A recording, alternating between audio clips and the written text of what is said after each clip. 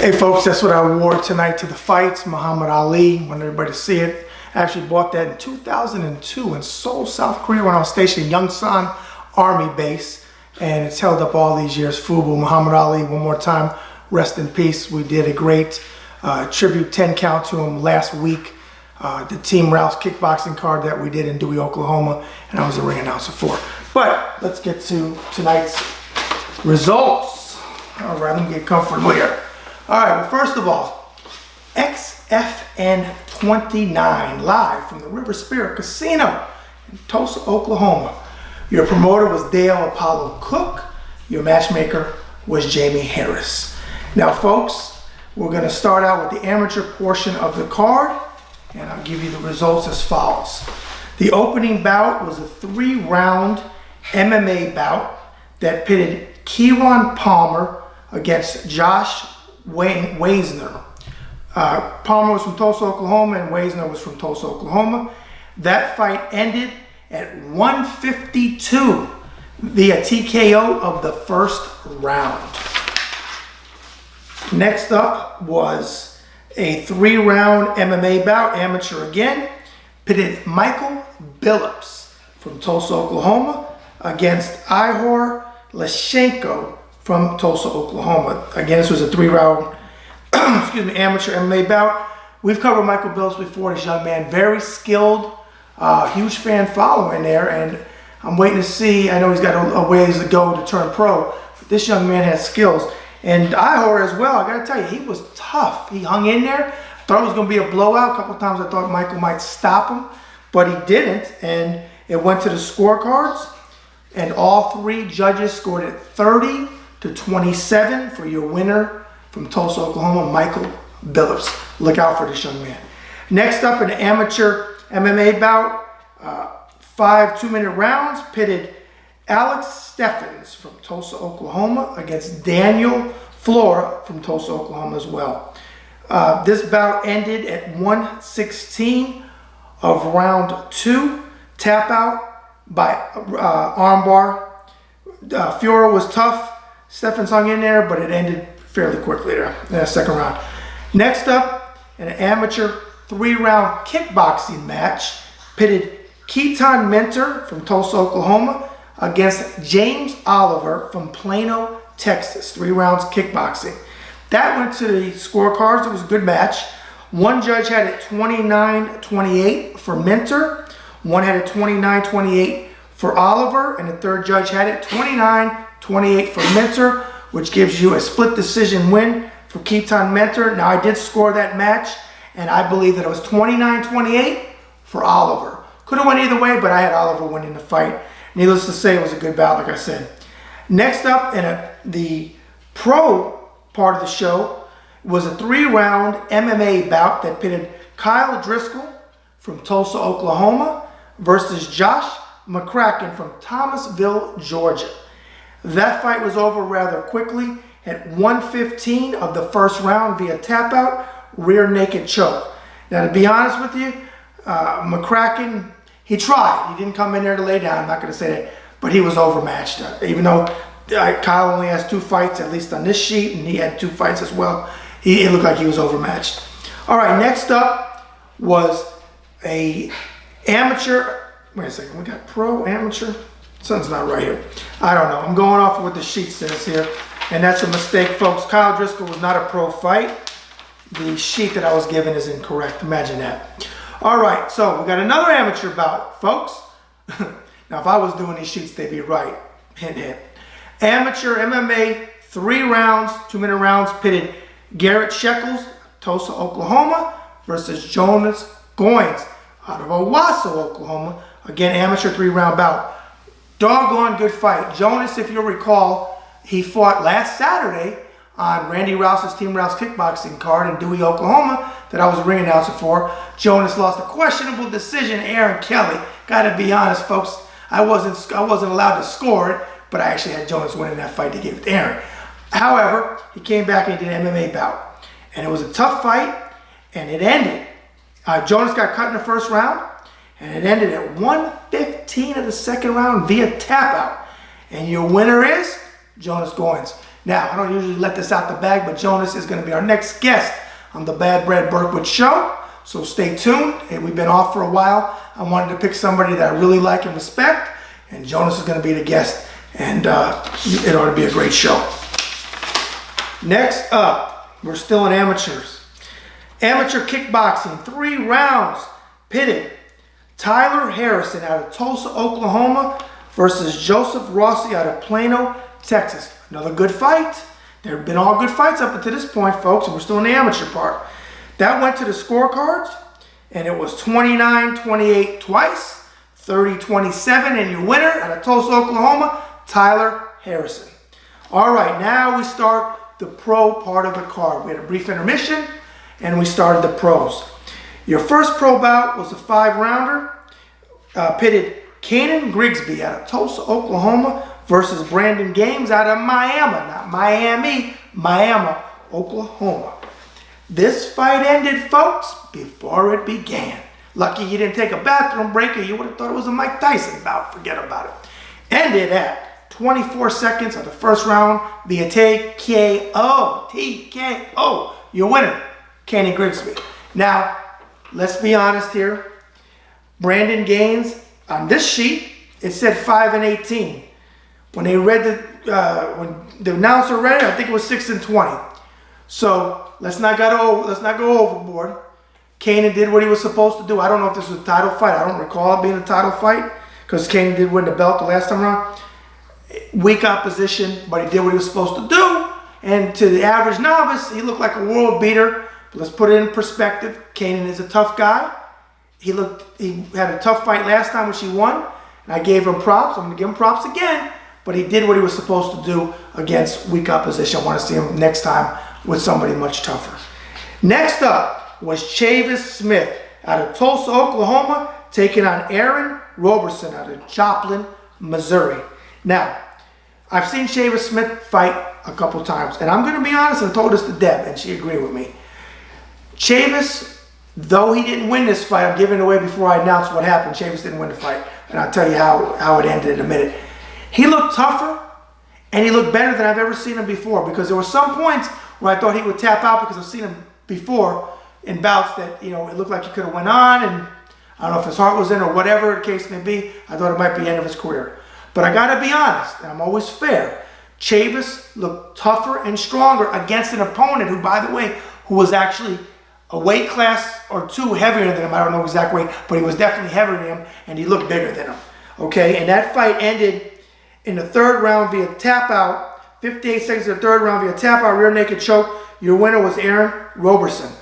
But I got to tell you, even in defeat, Chavis looked better than I've ever seen him before. I can't remember if I've seen him win or lose before. I might have seen him win once, and the other ones were a couple losses. I don't really remember, to be honest with you. But it was the best I've seen him look. And if he fights like this at his own weight, because again, it was a weight difference, and he fights at his own weight, I think you may see some things out of Chavis that we never saw before. We're at least going to see a lot of heart. So props to you, Chavis. I do think that you look better in this fight. And Aaron Roberson, I've never heard of you before, seen you, but I got to give you props, young man. You showed a lot of class. Right after you defeated him, you got down on your knees, and you put your hands basically on the side of his face, and you gave him a pep talk. And that's class. That's what true warriors do. Yeah, you enjoy a win, and you celebrate it, but you show class against your beating, the opponent that you beat. So props to you there. All right, next up was your main event that pitted Randy Boom Boom Blake, who's the XFL heavyweight champion out of Tulsa, Oklahoma, against Andre Groch out of Manchester, UK, who was the British champion. Now, this was 5 rounds, kickboxing. Got to tell you, they almost look like twins. The same build, because they're both built like brick shithouses. The same look, almost the same haircut, except Randy's got some parts on the side the other guy did. Okay? It was a very competitive fight. It went all 5 rounds. Back and forth action. Randy dropped him. I don't remember which round, to be honest with you, but he dropped him. Deb says in the 3rd, I think it was. He dropped him. It looked like a slip, but I think a punch was thrown too, so it was a legit knockdown. Kevin Nix was the referee, and Kevin Nix almost always, from what I've seen, does a fantastic job. I usually give him props at the end, but props to you, Kevin. You're a fantastic referee. You're always in the middle of action. You always let him fight, but you always get in there when you need to. It was back and forth action. Randy had some welts on his leg. He was landing some good shots, back and forth, very competitive fight. Actually, to be honest with you, it was probably the most competitive fight that I've seen Randy in 6 or 7 fights that I've covered of his. Okay, I think the opposition finally met the level that it should be at. Let's be honest here. But Randy did what he was supposed to do, and I'll tell you about the injury at the end of the result that I found out about. It went to the scorecards, and the scorecards read 48-47 Blake, 48-46 Blake, and 49-45 Randy Boom Boom Blake, your winner by unanimous decision. Now, I did score that fight, and I agreed with whatever judge it was, because I didn't get the name, with 49-45 for Blake, which was giving him an extra point for the knockdown to make it a 10-8 round. Now, come to find out, and it showed, it wasn't an excuse, it showed Randy pulled a bicep. I don't remember which side it was. It doesn't matter. But he fought through adversity. Should give him props there. He talked about it in the press, the post-fight interview, and you could see it, that it was messed up. So he did what he was supposed to do, and he won. Next, I should say, your walkout bout pitted 2 guys with the combined weight of almost 600 pounds. I told Deb, if one of them comes down our side of the ring, I'm getting hell up and running because I think the ring is going to collapse. Forget about it. And that pitted Chris Alcorn out of Tulsa, Oklahoma against Chad Chestnut out of Amarillo, Texas. And I got to tell you the weights. Alcorn was 305 pounds and Chestnut was 251.4, forget about it, pounds. Now, it was a back and forth fight, and I got to be honest, Alcorn was like the size of Nikolai Valuev. If you don't know who that is, folks, he used to be the WBA heavyweight champion of the world. He was like 7'2", and like this wide. He had to walk through doorways sideways. And Chad Chestnut, he had a great shape. It was round, but I tell you what, he was funny. He was yelling in the middle of the fight. I think he came out with a country song. Country Boy Will Survive. He didn't. There was something, I don't know. One of them came out with a crazy song. I thought it was at a rave concert. They went back and forth, and I was wondering how the hell are these guys going to pick up their leg to kick? But I got to be honest, Chestnut actually picked up his leg and kicked. Alcorn, not so much. He was more the puncher in this fight. And again, it was a kickboxing match. Went to the scorecards. Scorecards were 30-27, 29-28, and 30-26. For your winner, Chris Alcorn. Now, I actually scored that fight. I had a 29-28, so I matched a judge there. All right, folks. It was honestly a great night of fights. There wasn't one fight that I could tell you anything negative about, that somebody didn't come to fight. Actually, I have to be honest, it's probably the most competitive card that I've ever covered of Dale Paulo Cook, the promoter, and Jamie Harris, the matchmaker. Very, very competitive fights. Dale actually sat next to me and gave me a hug like he always does. And I turned to him and said the same thing. I said, Dale, this is one of the most competitive fight cards you ever had. He really made a point to tell me, hey, man, Brad, I'm not trying to do a third person thing here. We really did try to match him competitively. And they did. The fight showed it. Now, we got to go with I'm going to do a little bit differently. Since you got amateurs and professionals, I'm going to pick the fight of the night and fighter of the night from the amateur side and then from the professional side.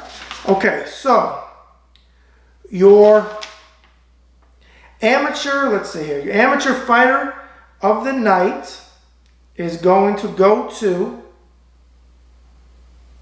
let's see what we got here. Jonas Goins. I'm going with Jonas Goins for my fighter of the night, and I'll tell you why. Guy was cut in the first round, and there's people in the back. I'm going to imitate him. Hey, bear with me when I do this. Let me get in character. He's bleeding from his armpit. Holy shit, the boy done bled from his armpit. I'm telling you, that's how they sounded. True fans, right? I don't know if they had 17th or 14th, but that's how they sounded. Okay, Debbie's going, you can't say that. It's my show, I can say what I want. I love people with 14th and 17th. It's okay, folks.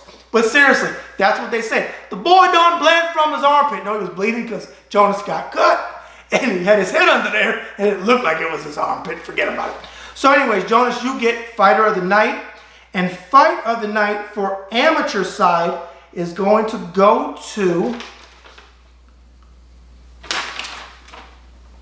I might have picked him once before, Michael Billups. He's getting fight of the night. I'm going to tell you why on that one. Because this kid is 3-0. This young man, he's not a kid. This young man, I see improvement each time out. I've seen him all 3 of his fights. He comes in shape. He's humble. Talked to him after the fights. He yelled out, "Hey, Bad Brad." And come over and shook my hand. Very humble young man. I expect big things from him. He gets fight of the night for the amateur side.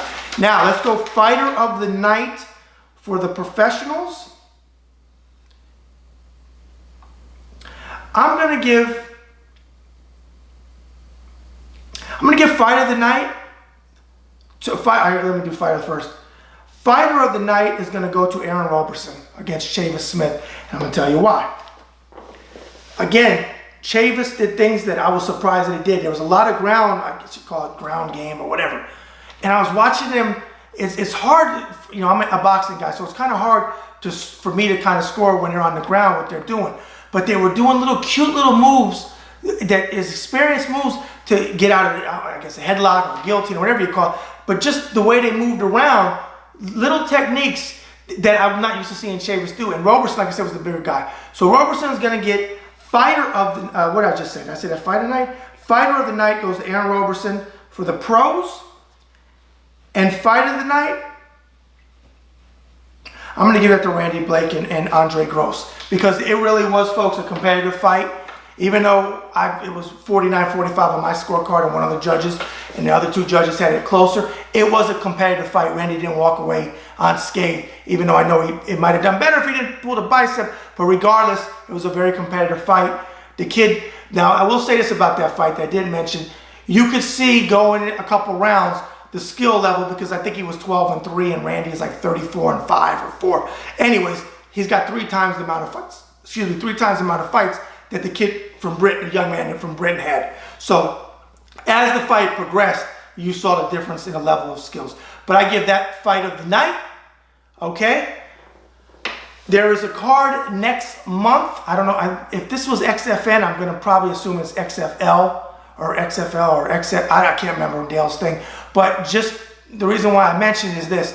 It'll be the last card at the River Spirit Casino, and I believe I'm pretty sure Hayes Wilson, the XFL Super Heavyweight Champion, a great guy, is your main event. I don't know who his opponent is yet, but he's going to be the main event, and that will close out. I guess they're going to knock down the River Spirit Casino, make way for Margaritaville or whatever of where they're going to hold the events. It should be interesting and a really nice venue. All right, folks, again, those are results from XFN, Extreme Fight Night 29, from the River Spirit Casino in Tulsa, Oklahoma. I'm the man with the fedora, the pinky ring, and the New York thing. Forget about it. Bad Brad Berkowitz. And as Frank Sinatra sang so eloquently, so long ago, the best is yet to come. Bad Brad out. Hey folks, this is Bad Brad Berkowitz from the Bad Brad Berkowitz Show. And we have new and exciting news for you. The Bad Brad Berkowitz Show is now doing remote shows, which means we're going on location. If your business is interested in booking the Bad Brad Berkowitz Show to shoot at your location for max publicity in the state of Oklahoma and beyond, call the RSR office at 703-517-2155. Forget about it.